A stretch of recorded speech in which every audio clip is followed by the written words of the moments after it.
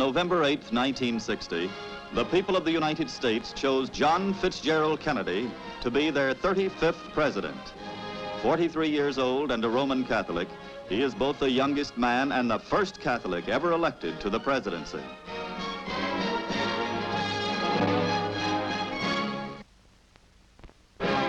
John F. Kennedy was born in Brookline, Massachusetts, the second of 9 children of millionaire financier Joseph Kennedy.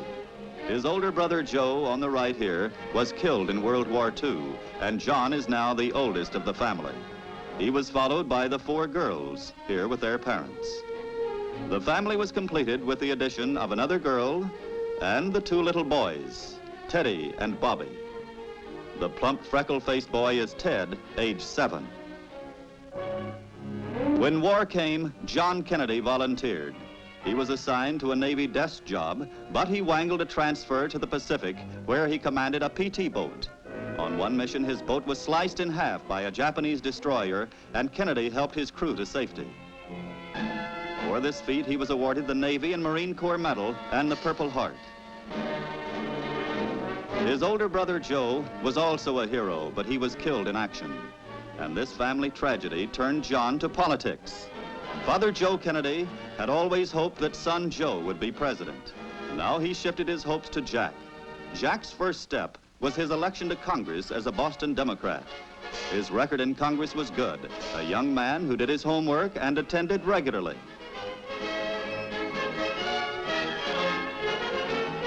Then in 1952, he announced for the Senate. His grandfather, James Honey Fitzsimmons, had run for the seat 30-odd years before and lost to Henry Cabot Lodge. And now Kennedy, managed by his brother Robert, was running against Lodge's grandson, the incumbent, another Henry Cabot Lodge. This time, the Kennedys beat the Lodges, Jack winning by 70,000 votes. After that election, Jack introduced a young and nervous Bobby Kennedy, who announced the results. My brother Bobby, who managed the campaign. Perhaps he could give us some idea, more up to date, of what the final figures were. Well, I think that from what we got up to about 20 minutes ago, that you were winning by about 70,000. With about 100,000 more votes would come in. I think that plurality would remain. Yes. That's out of about 2,250,000. Yes. So I think that's just about 5% of the vote. Good, fine. Well, I guess you're glad it's over, aren't you, Bobby? I am, Jack. Okay. The Veep, Vice President Alvin Barkley, administered the oath to the Senate class of 52. The new senator to the right of Kennedy is Harry Scoop Jackson of Washington. Their closeness has continued, and Jackson became Democratic Party chairman during the Kennedy campaign.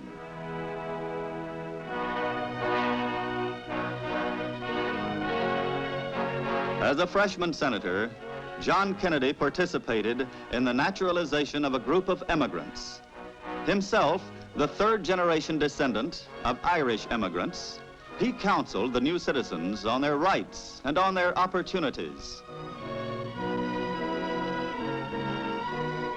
Now your future is in your own hands, for no distinction is made between the native-born and the naturalized citizen, and no limitation is placed upon the distance that your own talents and abilities can take you. Then the senator led them in the Pledge of Allegiance. He was wrong about one thing. The new citizens did have one limitation. A naturalized citizen cannot be elected president. For many years, John Kennedy was one of America's most eligible bachelors. In addition to his wealth, he had good looks, charm, intelligence, and he was obviously a man with a future. In 1953, he took his name off the eligible list by announcing his engagement to Washington socialite Jacqueline Lee Bouvier. The 24-year-old Jackie had attended Vassar and the Sorbonne, and at this time was inquiring photographer for a Washington newspaper. The wedding in Newport, Rhode Island on September 12, 1953, was one of the major events of the season. The reception provided the occasion for a photograph of the entire Kennedy clan in one place. The newlyweds also posed for a traditional wedding picture. The bride cuts the cake.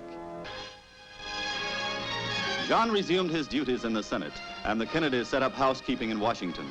Their happiness was marred by one serious illness. In 1954, the ache of old war injuries to his back put John on a stretcher. Critical surgery was successfully performed, but he was forced to spend 7 months in the hospital convalescing.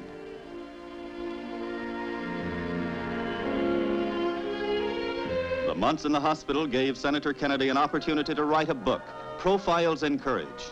The book, about courageous senators, was a bestseller and won the Pulitzer Prize. The Kennedys are a charitable family. Here, the boys, Ted, Bobby, and Jack, deliver a contribution to Boston's Archbishop Cushing. Senator Kennedy first achieved national prominence at the 1956 Democratic Convention. He swung Massachusetts to Adlai Stevenson and placed Stevenson's name in nomination. The time is right. The hour has struck. The man is here, and he is ready. Let us go forth from this convention telling the American people that we have fulfilled our responsibility to the nation. Ladies and gentlemen of this convention, it is now my privilege to present to this convention as a candidate for President of the United States the name of the man uniquely qualified by virtue of his compassion, his conscience, and his courage to follow in the great traditions of Jefferson, Jackson, Wilson, Roosevelt, and the man from Independence. Fellow delegates, I give you the man from Libertyville, the next Democratic nominee, and our next President of the United States, Adlai E. Stevenson. There was a tremendous unplanned upsurge for Kennedy for vice president, and he was nominated by Governor Abraham Ribicoff of Connecticut. John Kennedy of Massachusetts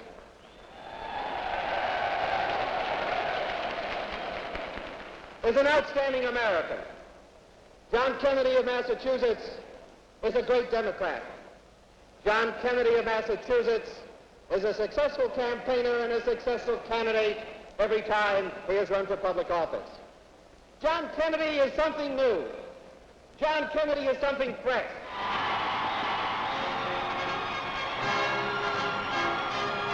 But the Kennedy drive was not organized. It fell just short of a majority, and Estes Kefauver got the vice presidential nod. United States Senator Estes Kefauver. Mr. Chairman, Pennsylvania wishes to cast its entire 74 votes for Estes Kefauver. Even in defeat, Senator Kennedy gained stature. His speech of concession was a model of graceful withdrawal. I believe that the Democratic Party will go from this convention far stronger for what we have done here today. And therefore, ladies and gentlemen, recognizing that this convention has selected a man who has campaigned in all parts of the country, who has worked entirely for the party, who will serve as an admirable running mate to Governor Stevenson, I hope that this convention will make Estes Kefauver's nomination unanimous. Thank you. The Stevenson-Kefauver ticket went down to defeat, and John Kennedy was marked as a coming man.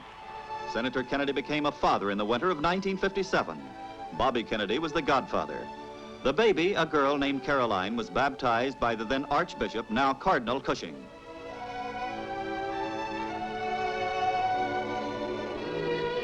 During this period, Senator Kennedy was concentrating on his activities on the Senate Labor Rackets Committee.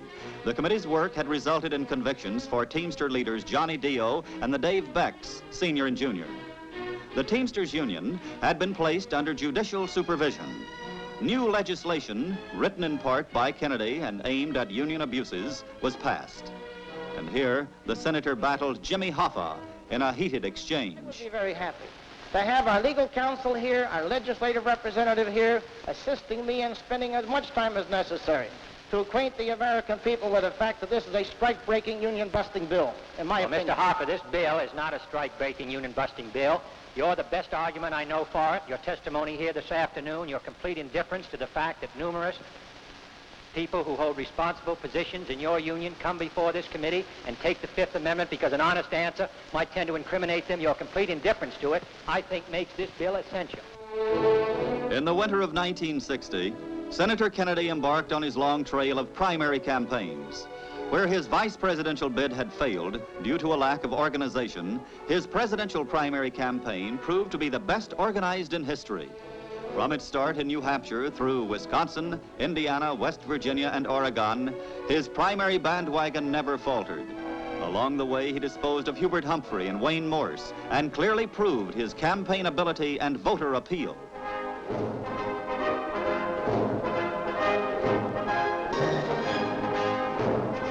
It was in West Virginia that Kennedy first demonstrated a technique that was to stand him in good stead 4 times on his road to the presidency. 4 times on his road to the presidency, Kennedy met his challengers in dramatic face-to-face confrontation.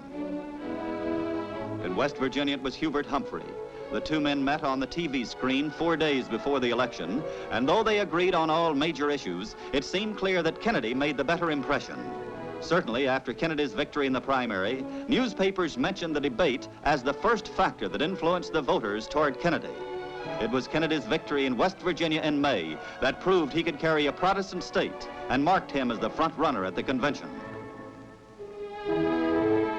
After the primaries, Kennedy returned to Boston. As an overseer of his alma mater, Harvard, he appeared in a high silk hat and marched in the academic procession.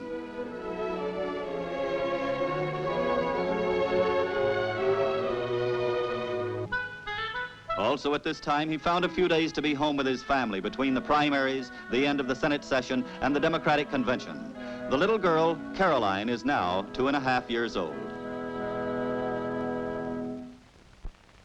On Monday, July 11th, the Democratic convention opened in Los Angeles. On Tuesday, Senator Kennedy met Lyndon Johnson of Texas in the second of his 4 major confrontations. On this occasion, Kennedy was not the challenger. Senator Johnson, running behind, took the initiative and challenged Kennedy to a debate before the combined Texas and Massachusetts delegations. After first hesitating, Kennedy accepted, and he appeared before the heavily pro-Johnson crowd. He listened to one of the most blistering attacks made against him during the entire campaign. But once again, in a moment of crisis, the senator from Massachusetts proved he knew how to take it as well as dish it out. He listened calmly to the attack, and sure that he had the votes to win, he replied confidently. Admiration for Senator Johnson, full of affection for him, strongly in support of him for majority leader, and I'm confident that in that position, we're all going to be able to work together. Thank you.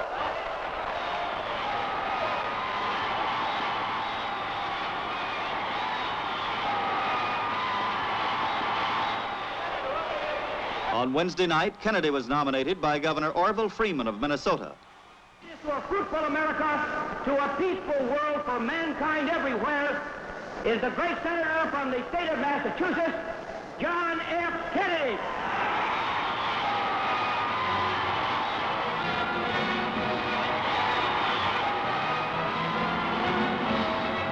The Kennedy forces had predicted a first ballot victory, and by the time they reached Ohio, they were sure they were right.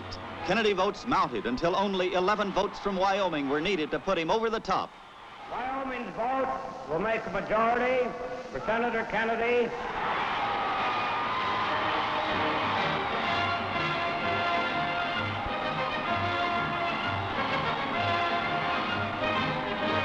The nominee rushed to the hall, paused for a kiss from his mother, and addressed the cheering delegates.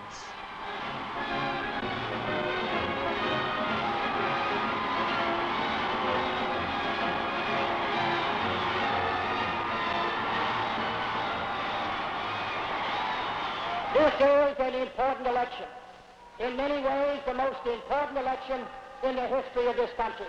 All of us in this room and across the country are united together in our devotion to this country. We wish to keep it strong, and we wish to keep it free. It requires, at this critical time, the best of all of us. And I can assure all of you here who have reposed this confidence in me that I will be worthy of your trust. We will carry the fight to the people in the fall, and we shall win. His statement to the convention was more of a call to duty than a conventional victory statement, and he stuck to this theme in his formal acceptance speech in the Coliseum. the obligation to devote every effort of my mind and spirit to lead our party back to victory and our nation to greatness. We are not here to curse the darkness. We are here to light a candle. As we face the coming great challenge, we too shall wait upon the Lord and ask that he renew our strength. Then shall we be equal to the test. Then we shall not be weary. Then we shall prevail.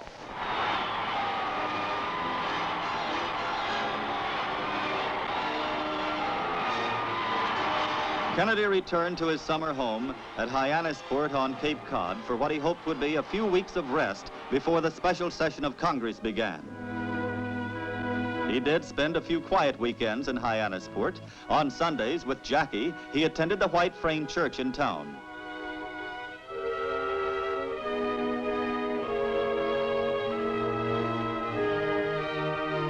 His grandmother, Mrs. John Fitzerald, the widow of Honey Fitz, came by to wish him well.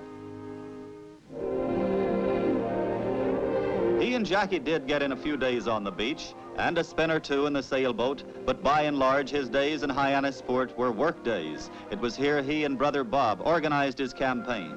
He received almost daily visits from Democratic Party notables, and his days on the beach were few and far between.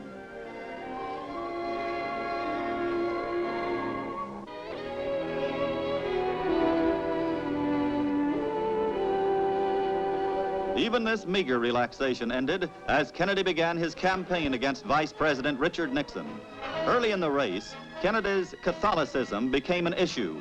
Although much was made of this issue by religious bigots, there were many Americans who sincerely doubted the fitness of any Catholic to serve as president. It was to these Americans that Senator Kennedy addressed himself in the third dramatic confrontation of his presidential campaign. A group of Protestant ministers in Texas had expressed their opposition to Kennedy from the pulpit. The senator met with them on their home grounds in Houston. He proclaimed his belief in the separation of church and state and his own political independence of the Catholic hierarchy. It was obvious that he converted few of these critics, but the impact on laymen appeared good. As Kennedy resumed his campaign, the religious issue waned. By meeting a challenge head-on, Kennedy had warded off a grave threat to his election. Then, as the campaign went into its last 6 weeks, Kennedy began his series of debates with Vice President Nixon. 4 times he and Nixon met on the nation's television screens. Nixon had begun the debates as much the better known of the two men. He was the vice president. He seemed more mature, more experienced. But the television debates dissipated this impression. Kennedy appeared the equal of the vice president, and this represented a tremendous gain for him. Once again, Kennedy had met his opposition face to face, and once again he had won.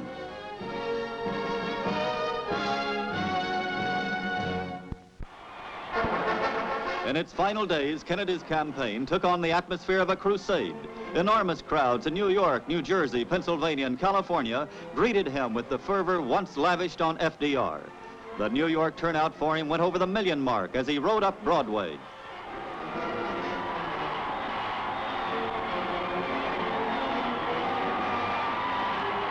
In his speeches, he always stressed the challenge facing America.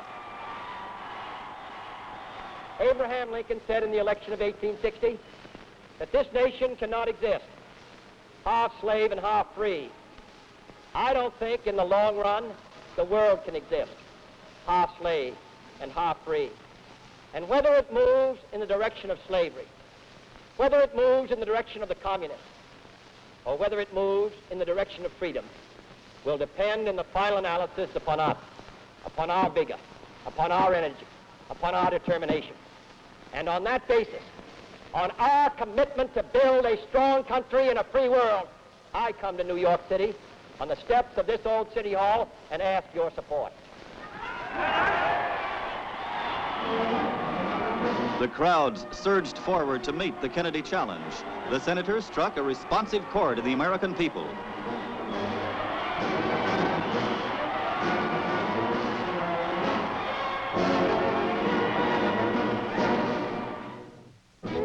Election day found Kennedy back in Massachusetts.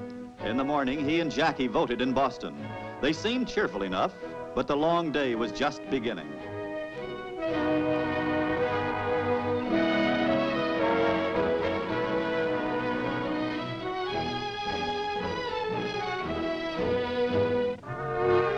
They flew back to the Hyannisport house to keep the vigil. Pollsters and gamblers had established Kennedy as the election favorite, but there were no signs of overconfidence on the Kennedy lawn. During the afternoon, Kennedy and family went for a short walk, posed for photographers, and tried to appear unconcerned. Only little Caroline succeeded.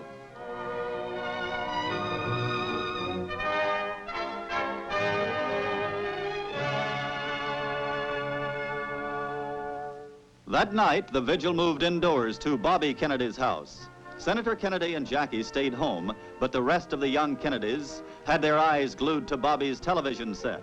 The early returns were favorable, but as the night wore on, the race tightened. Nixon made his almost but not quite concession. John Kennedy decided to go to bed without claiming victory.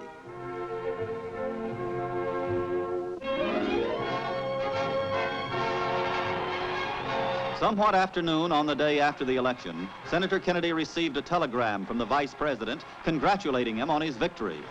With this in his pocket, the president-elect journeyed to the Hyannisport Armory for a victory statement. The Kennedy family, including Father Joseph, who appeared at his son's side for the first time since the campaign began, were on the dais as John Kennedy claimed what was, in so many ways, a family victory. I've received the following wire from Vice President Nixon. In that wire he says, Senator John F. Kennedy, Hyannisport, Massachusetts.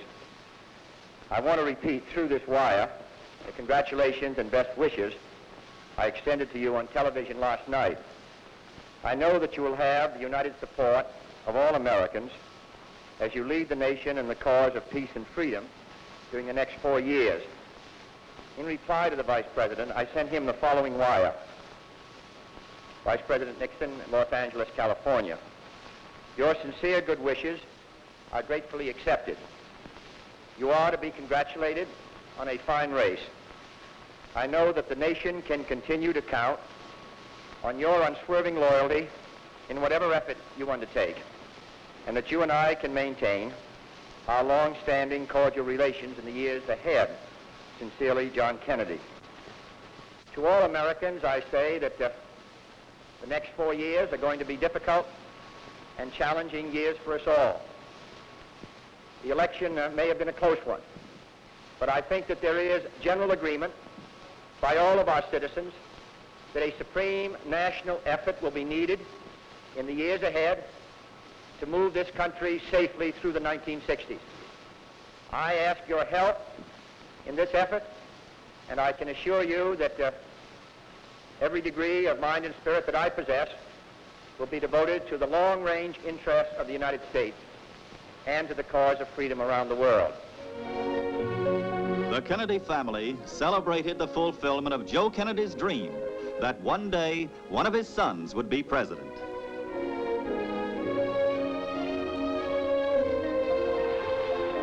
The president-elect then flew to the Kennedy home in West Palm Beach, Florida. A crowd of several thousand met him at the airport to applaud his victory.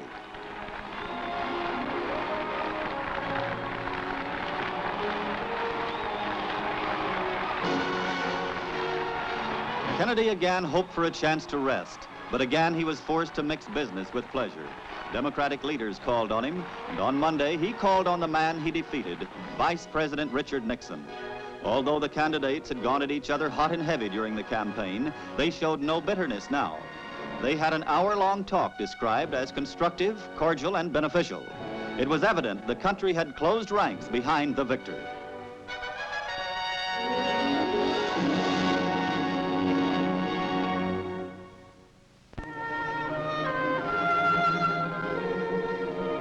And so John Kennedy, a young man, the head of a young household, leads the United States into the 60s. He is a vigorous man who sees history as a series of challenges and enjoys meeting the challenges head-on.